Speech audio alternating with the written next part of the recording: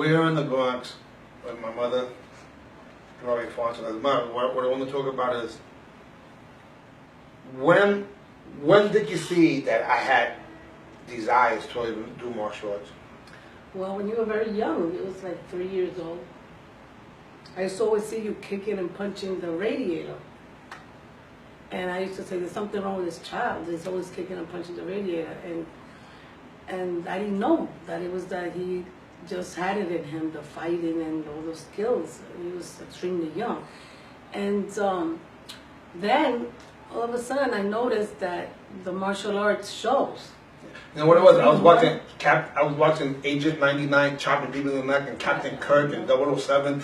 And to me, and even Hong Kong Fooey, number one super guy. So to me, that was my first influences, and I wanted to do karate. Plus, I don't know why, but for some reason, I remember, even though I never lived with him, he had mentioned that my father was into karate. Yeah, he did some martial arts when he was in school.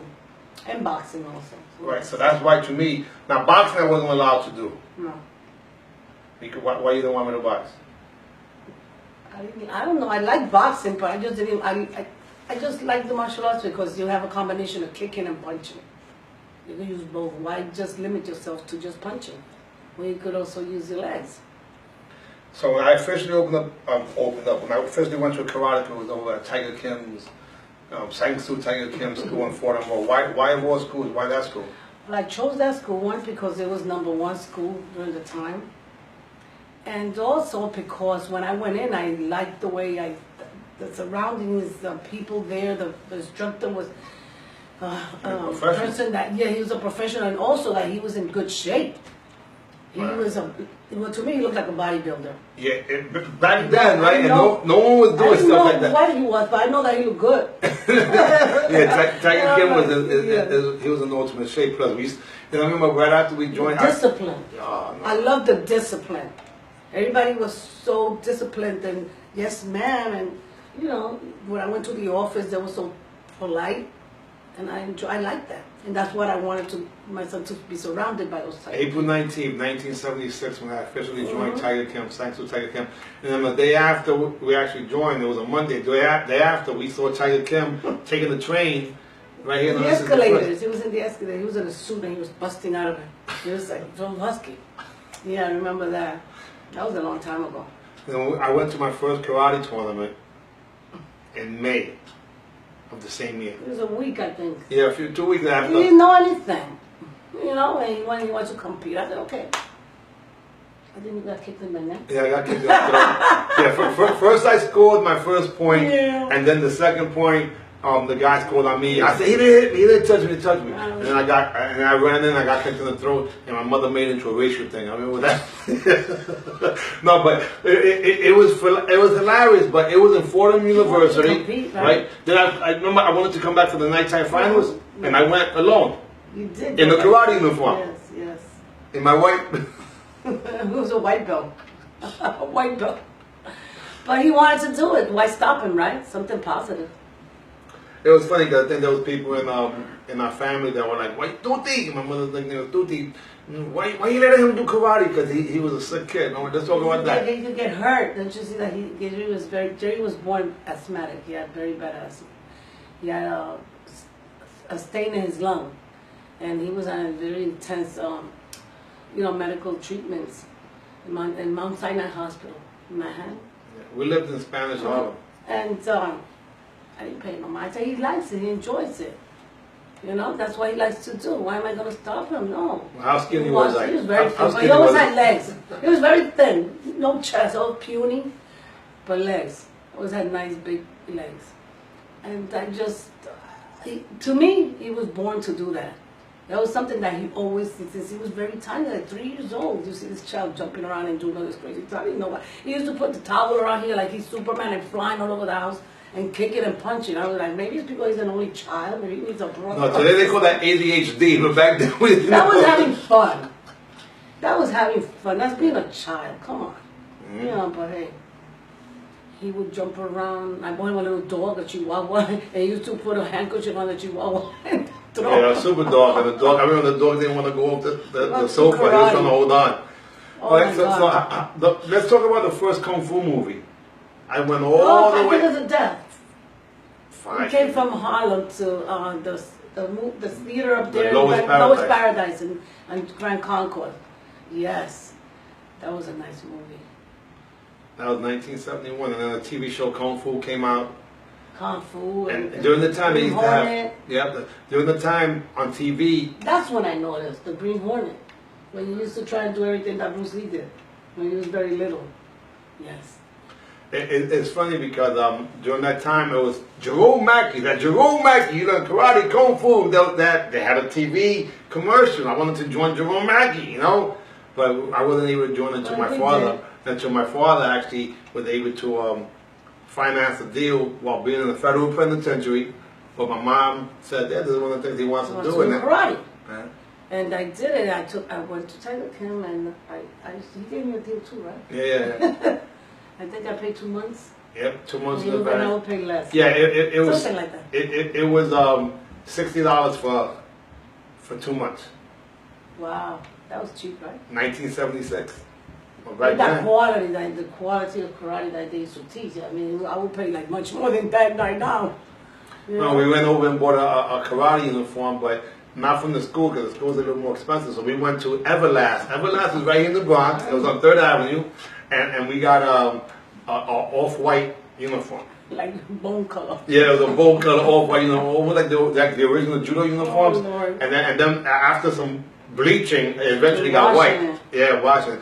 All right. So let's talk about when I started getting into the competition. I stopped martial arts for a while. Went to had a street fight, got my nose broken, which wasn't cool, and I got really serious back in 1981 when it comes to karate. That's because you wanted to do football. Yeah, I was playing football, broke my ankle in football, got off of karate for a while, and then I was like the fly guy, When I giving came girl. back, that's when we moved here from Holland Avenue.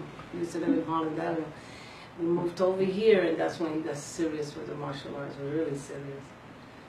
What I was going to ask you is, do you want the dog in the video that she's petting? Oh yeah, because she's petting the dog. Just so you know. All right. Well, I guess if he wants to come in, now he's just playing dead. You know, we'll continue. So it's 1981. I'm more serious about karate. I'm in Taft High School now. We're living here on 161st and Park Avenue. And what do you notice about my commitment now to karate? And I'm working out in front of the mirror. Every day doing musical forms, and I didn't know anything about musical forms until I saw him doing all these moves and stuff like that. And every day, I mean, he would be here day and night, and he'd be quiet at nighttime because I would be sleeping. Yeah, and he wouldn't make no noise. I would jump up and then land softly because it would shake the room. So you see that I'm a little more serious. And I'm throwing these techniques. A lot more serious. And winning a lot, bringing home a lot of trophies. How about when I started teaching downstairs? Oh yes, I started teaching downstairs in the community center. It was a daycare center. Yeah, the Head Start. Mm-hmm. Sharon Baptist Head Start. And he had a few students. Well, how old were you? Like 17? Yeah. 16. What happened, the first time I started, I was 16 years old, right before I became a father. And then just after I became a father. And you were teaching downstairs, and you had quite a few students, right? Yeah, probably the most well-known would be Gene Boogie Frazier, who started training Oh, there. he started there also, Frazier? Yep. And Marcus the Ox Martinez, and my brother, Instructor Torres. I was there too. Mm-hmm. But and then I started teaching martial arts at what would have been an abandoned building in Boston Road on the second floor of a garage. And we bought weights. That's when Fabian was part of my... Fabian, yes. Yeah, Fabian, correct. He did a movie called The Latin Dragon. You know. But it's somewhere between there. You went to karate tournaments. What happened when you went to karate tournaments? What do you notice then? I was a young guy. I was fighting a lot of older people. Older people, yes, you were. Older and stronger and so on and so forth. But I came at them like... After they attacked. Very aggressive. Yeah, what's my nickname? The whole thing. Oh, Fearless Fast Feet Fontanez. See, why you gave me that nickname? Because of your legs. I noticed you were very fast with your legs. And also, and you didn't want the Fearless. You said that's too many F's. They're gonna make fun of me. No, Last name is Fontanez. Fontanez. So we went and got the letters and I put Ironed first it name on. fast, last name Fee. She actually ironed it on for me, and I put that on the back of my uniform. But I said I'm always gonna be fearless. You know, you can't be a pendejo. You can't be a sucker. You can't be a fool. Otherwise, they're gonna take advantage of you coming from the Bronx and Spanish. Actually, South Bronx to Spanish Harlem. And we lived in a neighborhood. What was the neighborhood that I lived in? My block was bank robbers. Yeah, Sheridan, yes. Well, when we first moved there, it was a beautiful neighborhood, right? Mm-hmm. And Roxy's Mansion. Roxy's Mansion. It On was the beautiful. But 64th as time Avenue. passed, Sure. like in 7 years into living there, that's when all of a sudden everything changed. Right? That fast. Yeah. We lived there, it was quiet, and then all of a sudden, like the whole neighborhood started changing. Yeah. So that's when I wanted to move further uptown. But in the interim, we used to play, playing everything with a ball. That was never the truth. You give me a ball and give us a ball, and we played off the point, off the curb, all that stuff. Asking everybody that passed by, what time is it? What time is it? Yeah, They would say, oh, I have to go to karate school. And they would say, karate fever boy, and they'll tease them. Yeah. But they were around the block. They wanted to show, when they said karate fever boy, I could hear them, but I couldn't see them because they knew that I would kick their butt. So when I went to do that, someone used to go rob banks. And then we would meet up afterwards. And they were that young robbing banks? Yes. Wow. 14, 15, 16 years that's old. horrible. The 18-year-olds were the old guys. Remember, back then? But he never paid that no money. Never followed anybody. Heck no. No. I wasn't allowed to follow. No. You have parents say to you, don't be a follower, be a leader. Well, I had to All be a the time. follower. I had to be a real leader. No joke. Let's just talk about. Let's go to Spanish Harlem for a second and talk about my grandmother, Santa Cruz. Rest in peace, my grandma. Now, people joke around. I say that my grandmother was a good fighter, but was she really a good fighter? Yeah, she was. There was a time when she was younger, she used to box. Her brother also. My uncle used to box. And she also had a choke. Remember, she used to put men to sleep with her. She used to be a sparring partner. My uncle's sparring partner, my mother. And yes, she used to love wrestling also. And she used to put people in a choke. She was a strong lady. A real naked choke, and she put them to sleep. Yes, she did. She had stab wounds also going against men. When she was younger in the island, yes.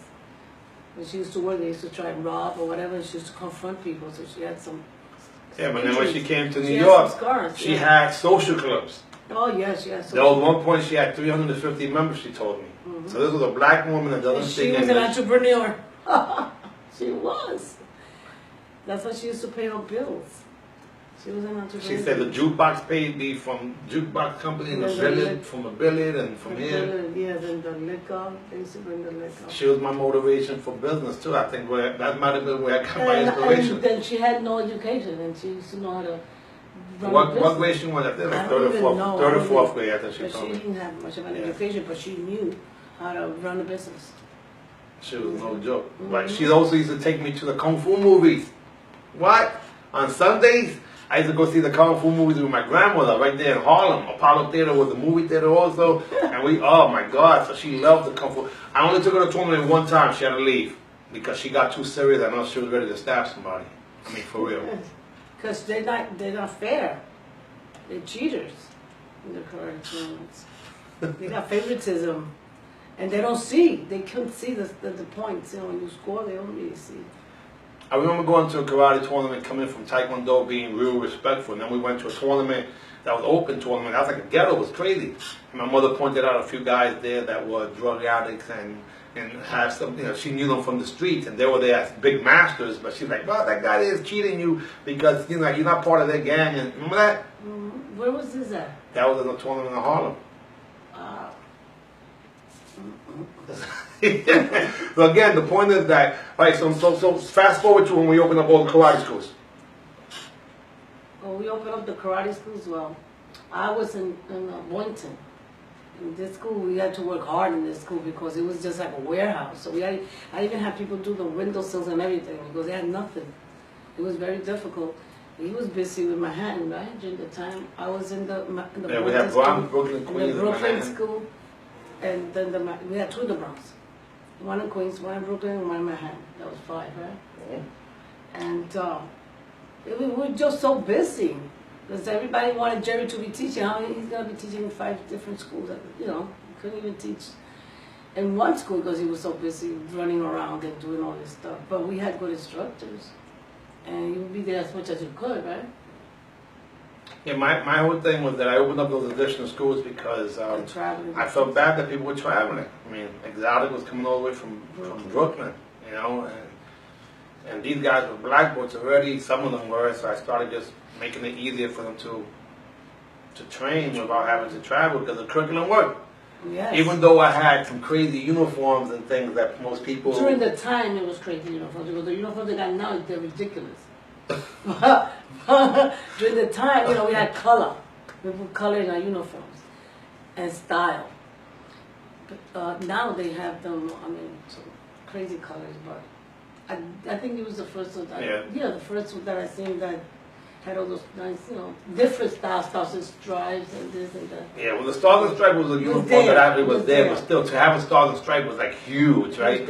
But the thing with me was that I went and got a Century uniform that had 2 black stripes, and then my mom, of course, washed it, and the stripes became gray. And then I turned around and I dyed the uniform, and I tried to dye red, but I only used 1 10-tex. It came out pink. It came out pink. Yeah, it was peach. Like a peach. Yeah, but pink you and got peach. a lot.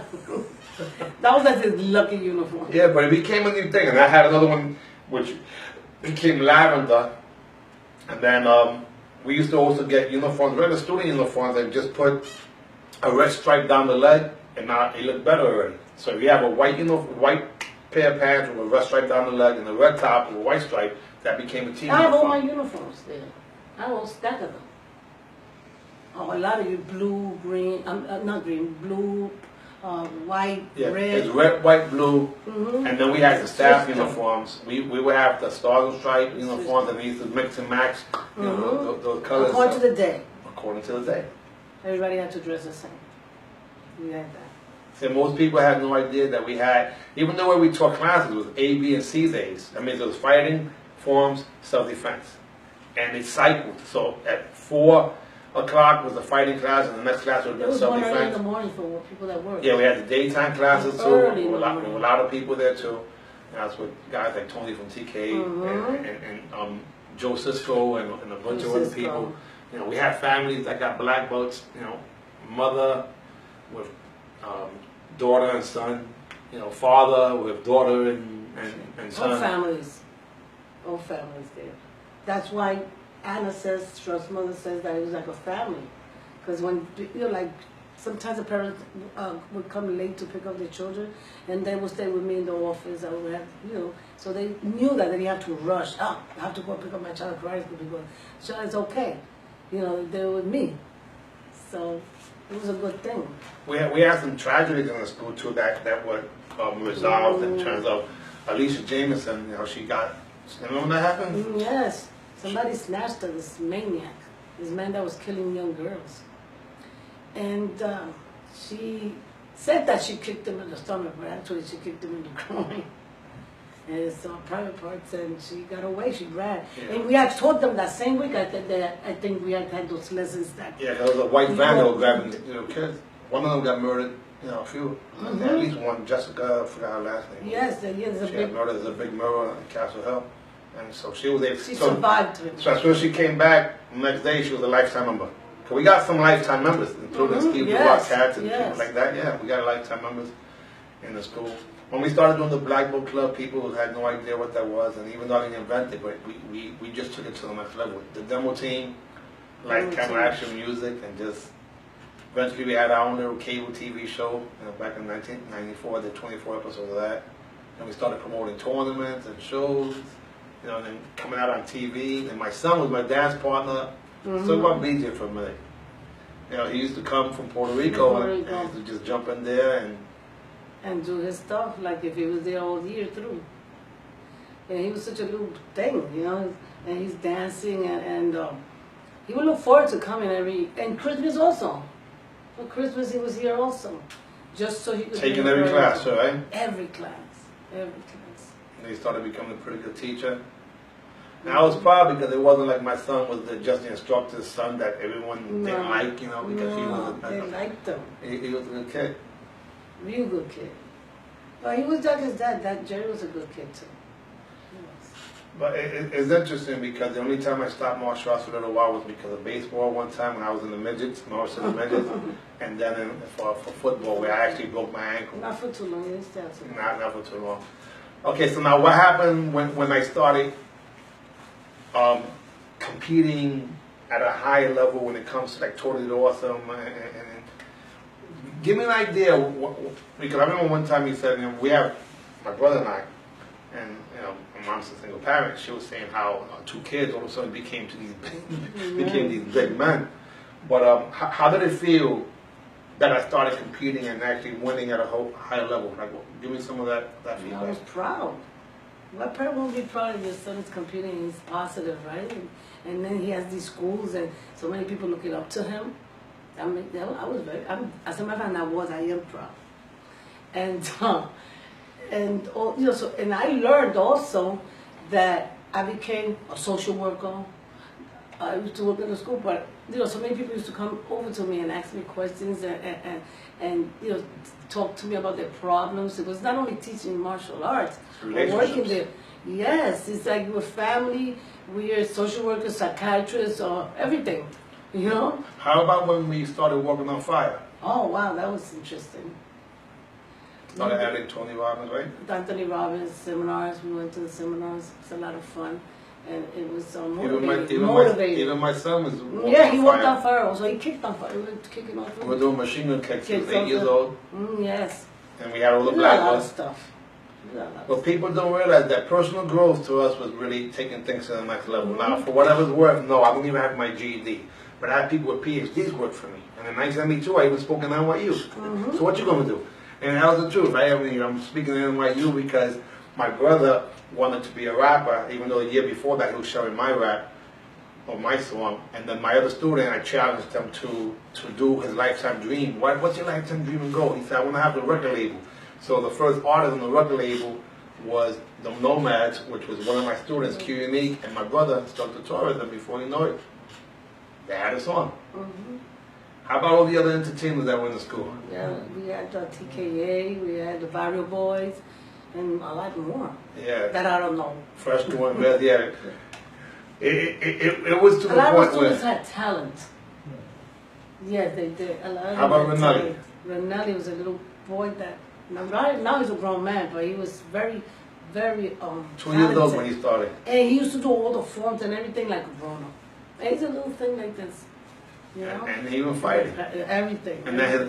And he was too, so his little sister was in the carriage, and by the time she was maybe 2 years old, she was in the class too. Yeah. I always thought that the limitation of the instructor is what stopped him. It wasn't the student. So people say, oh, students they're just not the same no more. No, you freaking idiots, the instructors still are. Okay, that's the problem. You don't know how to articulate a subject matter so like that you can disseminate it to people of all ages. And if you know what I'm saying, look it up.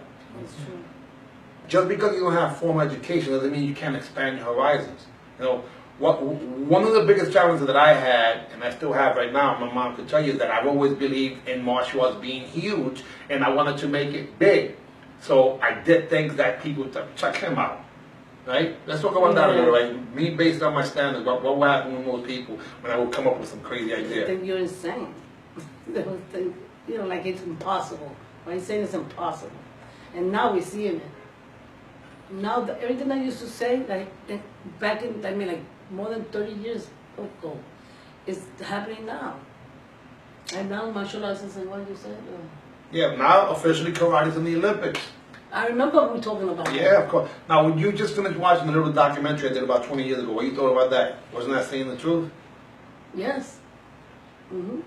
I just say, today I just show you a photo of 4 people that were on the stage, and I asked you, what do you think these people were doing? What do you thought they were doing? I thought they were going to have a Frankfurter eating contest or a hamburger eating contest. Because they were so out of shape, I didn't know that they were... Instructors or Instructors and coaches of Coaches. national karate teams. Personally, if I go to a karate school and I see an instructor like that, I wouldn't enroll my child. I'm supposed to lead by example, you know. And these people are totally out of shape and obese. It's obesity, you know. It's not right. To me, perhaps I'm wrong, but I wouldn't enroll my child in a karate school where I see the instructor come wobbling out of the office, you know, and sometimes even eating, or because I heard that happens also. They come out eating and a lot of stuff, which is not right. Now, how about when I actually let you see some of the fights today? What happened? They were like little girls. And isn't that what I said? And in the they're video? running, they run from the other guy. They go, ah! And I'm like, but what did they do? They were running and they were raising their hand like they scored something. I don't understand. You know, this is the thing. Most of my students and even the parents, if they were judges today, they're the best judges, because in the school where you sat there, everyone learned. Yes. So they knew what the technique was. They knew that if the kick went in, there's a point. If it wasn't, they Of course. right. But today, what was happening? What was happening? There's nothing happening. They just don't do nothing right to me. It's ridiculous. It's a shame, you know, what they do to the martial arts. There was a lot of top fighters, and there's another thing too. It's There's speechless. a lot of top fighters that we looked up to, that I love Yes, as a of fan, course, right? of course. But then we started seeing some of the transitions, and what was one of the biggest things you noticed even from the top fighters before? Without scoring. Making believe they scored the point. Making believe So in other words, they were what? cheating. Cheating, lying. Cheating. It's bad enough that the judges most of the time don't see when you score, and that's aggravating. And then on top of that, the person you're fighting is making believe that he scored without scoring. You know, come on. It's ridiculous. And that's supposed to be men of honor. Hello. In the meantime, I'm the idiot. If you guys ever notice, it's just the truth. He has a big mouth. I say the truth. If someone scores on me, I give them credit. Of course, I know. I thank the person who scores on me because it showed the weakness in my defense. What do you think about the fact that I'm starting to train now again? Oh, great, because that gives other people the initiative to also start and come back and show their abilities. Real martial arts.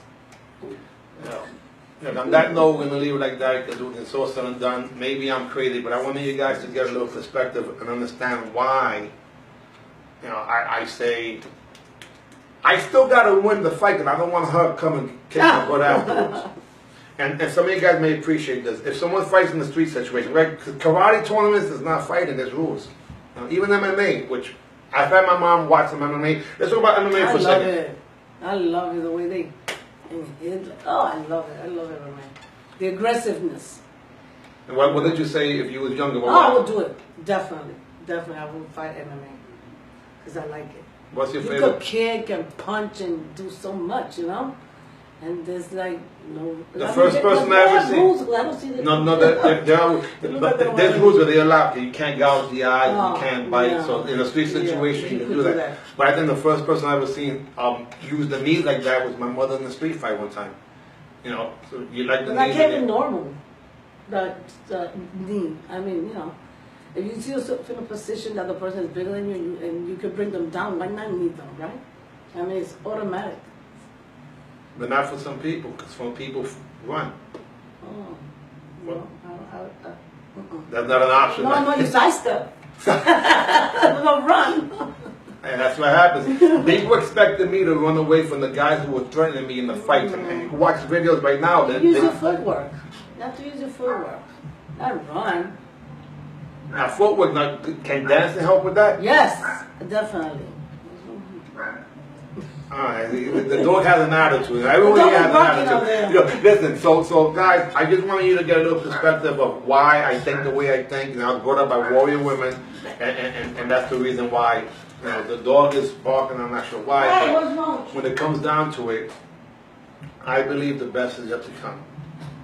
I could be wrong, but I'm going to be giving some more insights on how I trained and why I trained, and this might be offensive to some people, but it's offensive to me when I'm compared to people. Mom, when people compare me to other martial artists, it bothers me.